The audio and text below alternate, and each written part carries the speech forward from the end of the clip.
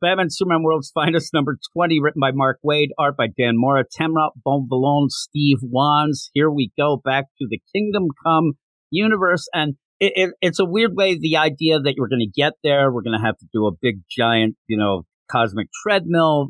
People I already saw were like, really, that's what you're going to do? But it all plays out of Superman really wants to go find David, Kid Thunder, to see if he's okay, make sure, hey, I didn't want to leave him out there and whatnot. And you end up having Barry come back and say, I found him. I actually found this Earth. I've been traversing the multiverse, and I think I found your boy. And I think it works out. The art's great. I mean, Dan Mora, that's kind of a given in it, and I really do enjoy it. And by the end of this, I'm still at a point where I want to see how this works out, but it actually is pretty fun for me to go. And I don't know that we need to go back to the Kingdom Come universe. Hey, that's Mark Waid's baby. He thinks we do. Yeah, he thinks we do. And I thought that it was a fun issue. It goes by so quick, though. There's a lot of things going. And I do wish that I had some time to go maybe reread Kingdom Come to maybe get a couple maybe Easter eggs or stuff. Yeah, the Kingdom, I hear to avoid. I've actually never read The Kingdom. Neither have I don't think.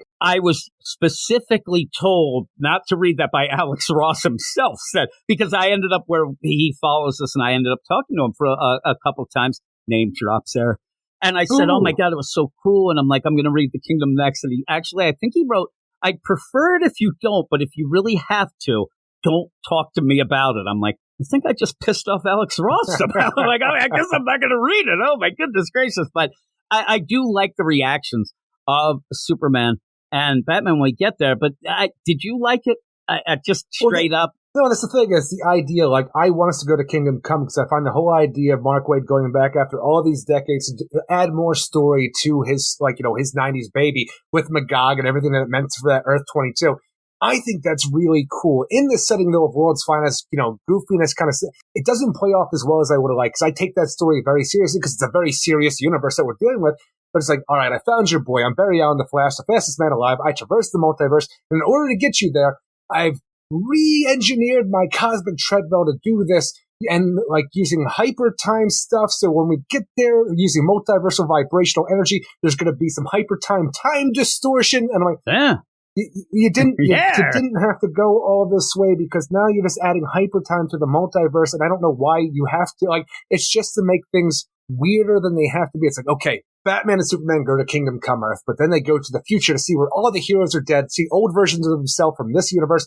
But then the time fluctuation, and then we go back in time before Kingdom Come happened. And there was no reason to do this except for to add some kind of drama about what happens on this Earth that didn't need to be there for maybe our that's heroes just for and what people they're doing. Who wouldn't know and the whole deal. But when you first go, Barry's going through, he even sees the Wolfman. He sees the Wolfman there. It's all cool. You get all how those. Crazy is it that we're in a post? That's the thing is too. It's with Mark Waid. I don't think I'm ever going to get over it, because it's just Mark Waid telling me this is a post-crisis world that they're living in, but we have a multiverse somehow that he's traversing. We have all this. You didn't need to do this. And then when you have Dan Mora throwing in, it was a part of this multiverse before the crisis happened. The Flashpoint universe. Yeah, Flashpoint's there. Yeah. Why? Why is all it's too much? Because you're just throwing things everything in the kitchen sink at this concept, but it doesn't make sense with the way that you've described it as a whole. It's the weird play, because you do throw in hyper time that I think that Mark Waid at points would just use to explain to you anything that happens. Oh, no, honestly, you can, because that's why I hate hyper time. I know. And when he ended up talking about the post-credit, it really did feel like what he was going to say at the end. It's like, listen, it's kind of hyper time anyway, and it does this. It is. You can explain anything away. But I don't know. When you get this and you see all these things, including the Flashpoint deal and whatever, it does work in that omniverse that they did set up the different Earths. But I don't know. It's just that. You get to see some cool things. I'm like, oh, look at it. I know. Well, that's the thing. But the past, and with hypertime, aren't we all just a fluid thing? It gets wonky. It's so bizarre. But yeah, he ends up going through all that. Red Sun Superman. You get the Batman Beyond, everything in there. But then he ended up finding, like we said, Boy Thunder. So he comes back and tells them about it. You have the Villainy Inc. there in Gotham City doing their thing, everything going on. Which is cool, too. But even the idea, it's like, okay, we're going to have Superman and Batman taking on Villainy Inc., a Wonder Woman villain group. I'm like we just said, I love a Superman Revenge Squad. I love Villainy Inc. It just feels weird for Superman and Batman to be taking on Cheetah, Blue Snowman, Zara, and Dr. Poison. oh, Wonder Woman's busy. We're just going to do this. I'm like, that's just weird, guys. It's just weird. Why do we have this as our intro for Barry to show up, take them out, and say, okay, I found your boy, let's go? I love that Barry does what Superman usually does to Batman. He just takes them out. It made me laugh, but is this it's weird. It's a weird play of why couldn't they get a hold of Wonder Woman? Does that mean something overall? Has something happened? Because it seems kind of important, or is it just villainy Inc. and we need to have them fight? And they're cool. Wonder Woman's not around. They are. They're really cool. I mean, Dan Mora's great. So they I love Dan Mora's art, and I love villain groups. So why not have it? I just want something that makes more sense to a Batman Superman. Is your favorite villain group what is the League of Shadows / Illuminati / oh, I'm just saying that crazy thing that Vandal Savage is putting together in the Gotham War, because every time he opens his mouth, he calls it something different. In that issue, he even says, we're the Illuminati. I'm like, now you're really... It just feels like the perfect point here to have Batman and Superman taking on like a composite Superman or something like that I love as well. Yeah, that'd be cool.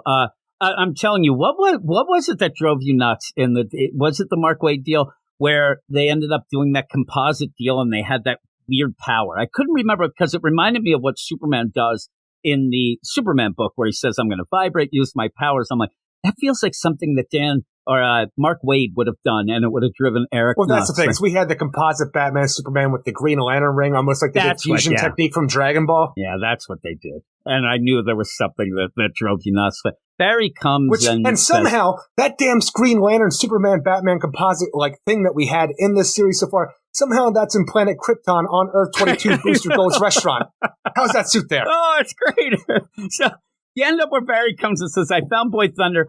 I ended up making this treadmill, but because it's not really a thing that goes dimension-wise, it might do some weird stuff. It's just the setup so that they can see the ending to then go back in time to maybe avert it. We'll have to see. Yes, because at this point we have Boy Thunder, who's apparently a Man Thunder now, but not man enough to become a Magog. Yeah. The weird play, Joey. You do if you haven't read any of the Boy Thunder things. They're gonna end up giving you a little background of when he disappeared and when. Oh my God, I'll find you. And then we go, and it's actually in the cemetery. It is a pretty crazy visual where everybody's dead. Like an Arlington cemetery? Yeah, it's like an Arlington cemetery of all of these superheroes where you do have an older Batman and Superman looking through, and they're like, oh my God, Alloy died. That's all I think that they're worried about. Alloy, Eric. So they end up with all these things and the idea of, man, there's us. They end up seeing Magog, the old David. Oh man, look at those scars. He looks fucking pissed off. And then boom, boom, boom. After they see, what would be the result of whatever happened here, they end up going back. Even the idea when they go to Earth 22 and we're not vibrating at the right level yet, so we're just ghosts and we see them, but they can't see us. Uh-oh, time fluctuation. Back to the past. Yeah, and in the past, though, hey, we're flesh and blood.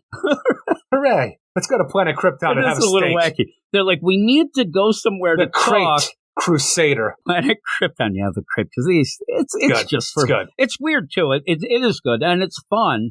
But that's where I kind of think that this issue has a weird tonal change in the idea of mass destruction, suicide, genocide to let's go and have fun at Planet Krypton. Well, that's the thing is you have that. You even have that in Kingdom Come, the idea of the old guard and what they stood for and the new guard of superheroes just being ultra violent and taking care of things. So you would have a Booster Gold like the Planet Krypton here being this more like Planet Hollywood fun thing, like, remembering the past of what superheroes go to, like the idea of the Silver Age and stuff. I'm not saying that I don't like it in here. I'm saying that Batman and Superman just were in a cemetery where it showed everything's dead, and then they go back and like, hey, let's go grab a crepe. Let's go grab the Creped Crusader. The Creped Crusader. And I'm telling you, when I see Planet Krypton, though, it does make me so happy. And even the idea that you don't know who Booster is yet, even though it's post-crisis, but whatever, it doesn't matter. It doesn't matter. Timeline-wise, you could still be a year off. Who knows? But when you have this, it does remind me, like, boy, I wish Guy Gardner would get back to Earth because I loved hanging out his Warriors Bar, New York. Yeah, that's pretty cool. That's what this reminds me of. There's the suit, Eric, that you were pissed off at. And you end up where they're trying to track down, first up Boy Thunder, but also when they end up going back in time, they end up, hey, there's you. It's Superman. What's up? And they're like, hey, let's not go talk to him. And then you end up having that back and forth where Batman says, well, I think everything will be fine. Like, there is a Superman here. He's probably taking care of Boy Thunder. Everything will be great, and Superman is still a little bit wary of things and the idea of, I don't know, sometimes the shit goes wonky, sometimes it's different. Because seriously, at this point, they are told it's Earth 22, but who knows what that is in the whole deal? Well, it is kind of a cool thing. Superman's there, and while they're waiting for the stake, he ends up using his vision to then read, the who's who of the DCU, the whole roster log of the Justice League. And he finds out in that and says, this is the thing in this. It feels like it's supposed to be a bigger moment than what I kind of went with, the idea of they don't know parallel worlds. They don't know about the multiverse here. And that's I'm waiting impossible. For this idea for me to be like, holy shit. I'm like, that means nothing to me. I'm telling you, it's fine. It's Kingdom Come. It's its own thing. But them not knowing the multiverse means nothing to me, ultimately. And the only thing I can play with is that weird idea that somehow that will affect Boy Thunder, David, in a way that he can either... It almost feels like it's supposed to be like getting the sports journal in back to the... but it doesn't. I don't get it. It's weird, too, because thinking about continuity and what came before, because I don't remember how it happened. I just remember that Earth 22 Superman joined the Justice Society of America in the 2000s to try to prevent his future that he came from, and I don't remember how he got there. So eventually that Superman will learn about it, if the continuity still exists. Yeah, exactly. And again... Maybe that's where, and the reason why it's like, I don't understand the boost. Like you're trying to get a time set up. It's been a while for the Kingdom Come stuff as well, but I feel like that Barry Allen could traverse, the multiverse as well. That one, or it's the Wally West of that world. I'm trying to remember. I'm telling you, I think it's Wally West. I think. Yeah, it is a weird play, but like, what does that mean to this world? What does that mean because really we're worried about David, we're worried about Kid Thunder and stuff like that. What would that actually mean here? When you have a Batman and Superman show up, the other the heroes won't understand it because it's not a concept they can grasp. Maybe that's also the play of, David gets here and he's like, oh my God, I'm from this other Earth that has this, and they don't believe him. Crazy. They're like, okay, whatever, and he has to keep quiet or something like that. I don't know why that seemed like a big wow moment. For you, kid. Exactly. So you better keep quiet. It's like Saturn Girl showing up in Tom King's deal. So you end up where all of a sudden they end up saying there's a fight downtown Metropolis, and there's Boy Thunder. He's there. He's fighting off Thunderman. And now he's Thunderman. And that's the coolest thing. I love that play, like we said, with Boy Toy in the, what was that, the World's Toy Finest Boy. Team. Toy Boy. Like, is he going to be Toy Man later? Because that's taken. And I love the idea when there's boys and then you have to go, boys to men, Eric. See, that's what you get. But yeah, now he's Thunderman. It works out. And he ends up where he's fighting the Atom Master, and that's where Superman comes. And is that also just the setup of they don't have a multiverse is just so immediately David hears Superman say, we have wanted you back home. What? You must really be that. It's such a weird play, but ends up whapping him or her and ends up where she hits him with the kryptonite. We're going through all this stuff, and it's kind of cool. David Batman almost kills Atom Master. I think Batman's just sitting around with his hand and thumb up his ass. I mean, through all this, you get Superman, he's almost dying, and then you just see in the background, there's Batman looking cool, and David almost kills him. And we saw that he had been taking things a little too far. The thing is, that's what every, young new hero of this world would do, and that's when they take it too far. So David's just a catalyst for this whole thing and how everybody will probably act and stuff like that, which is cool. But when you look at David now is Thunderman because, the time has passed differently on this Earth. So he's been here a lot longer than he's been missing on our Earth. So he's a man now. He looks like Jason Todd, and it looks so cool for how badass and rogue looking he is. And I'm like, yeah, you grew up and you look like a badass, David. Yeah, you ain't no Boy Thunder no more. He does he looks pretty good. I mean, and so when you end up having that, but it fits. There's something about a brown jacket over top of your costume, just like Red Hood used to have. This makes you look so cool with the sleeves rolled up. He's 40, Eric. I do like, and it's one of those things where again you're going to a world obviously different, but in the Kingdom Come deal and how this works out is he is really going to the worst world possible because what he does is he's talking about ain't got no vampires. He goes, oh, that's true, or the Wolfman, Eric. I don't want that either. Man. But in the deal of he goes a little too over the top, and that's kind of what happens here. So he's kind of going to either the best or worst possible deal, with Magog stuff. And so you end it with, oh my God, it really is you. It's you, Clark. And you end up where he's like, yeah. And he's like, man, I missed you. And you're like, oh man, I told you I'd come back. And he's like, oh man, all these years I've been waiting. I can't wait. for this moment. And then he ends up just attacking him. And there's Batman with his thumb up his ass still. He's like, don't, no, like, Batman's done. You better stop. Honestly, what's Batman supposed to do at this point in time I with don't these know. superpowered beings? Well, we'll see, because it says next What's he going to do against doppelgangers. Atom Master? He don't need his atoms all messed up. No, like, what can he really do of anything in something like this? Or Into the shadows. Really? He just disappears. I am the night. To the Batcave. And they're like, you don't even know where the... But yeah, it says doppelganger, so we'll get some other characters in here, see if we get Batman, Superman, all that stuff going on, and see what that all means. And it does really make me want to reread Kingdom Come before we get back to this again. Just to That's what I thought, too. I don't think I've read that book. Actually, no. I read it in the late 2000s, but I think I first read it when I was working in a movie theater in 2001 because the owner of that, the movie theater, he lived in New Jersey. He only came in the middle of the night, Saturday night, to loot the safe and go back home and not pay us. And give you kisses? Did he give you kisses?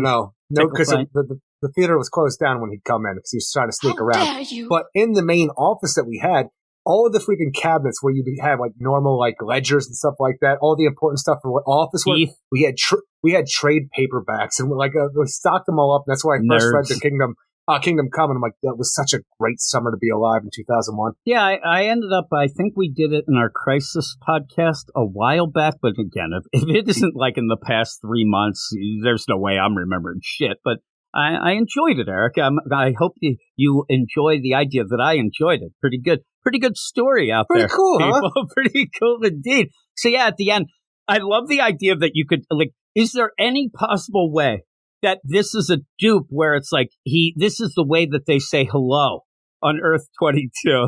You shock the shit out of people and you go, it'd be so funny. Sends your heat energy into a Kryptonian's neck. I just sat there thinking all right, how could you possibly, if this was one of those plays, me and you have that assignment where I write one issue and then you write the next, I set you up with this bullshit ending and you have to make it a good thing. I don't think you can get out of it. So we'll end up seeing what that all means as we head towards the Magog stuff and all that. One of your favorites. So, what would you give this? Overall, I think the art is phenomenal all the way through, and I love all the character choices. But that being said, it's halfway through the book, things really get interesting for me when we get to Earth 22 and what's going on with Thunder Man now. It's just getting there for the first half of the book. Was it a slog? It was just kind of eye-rolly at the science and the plotting behind what we're doing, even fighting Villainy Inc. for no reason. Yes, maybe we're setting up the idea that Wonder Woman's missing and we have to find her when this is all said and done. It just felt like a weird aside for what we're doing to get to this. So that part was all kind of cringy to me, and I'm like, I'm going to give it a 6.5 out of 10, even though I love the art and I love the ending to this book and I look forward to what happens next. It's just, it didn't impress me at all. Just the ideas that Barry says and how we do this and we go to the future, they get fluxed back to the past. It's not for me. I'm going 7-8. And the reason, and one of the things that came up this week, it reminds me, because here's the thing. You have to get to the Kingdom Come universe. You have to get to Earth 22. It really reminds me of what we were saying while we were talking about Justice League versus the Godzilla versus Kong.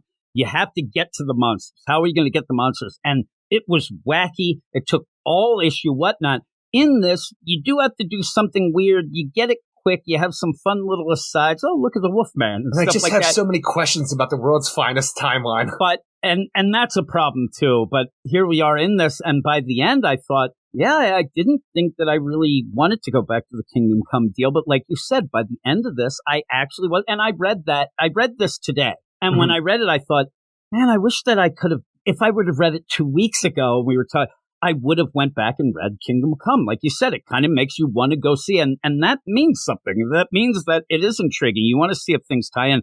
So because of that, I'm going to go 7-8. And the art is spectacular, as they say. So good. Queeb. So amazing. Oh, my goodness. You are all weirdos.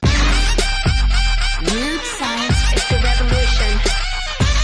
Weird science is the revolution.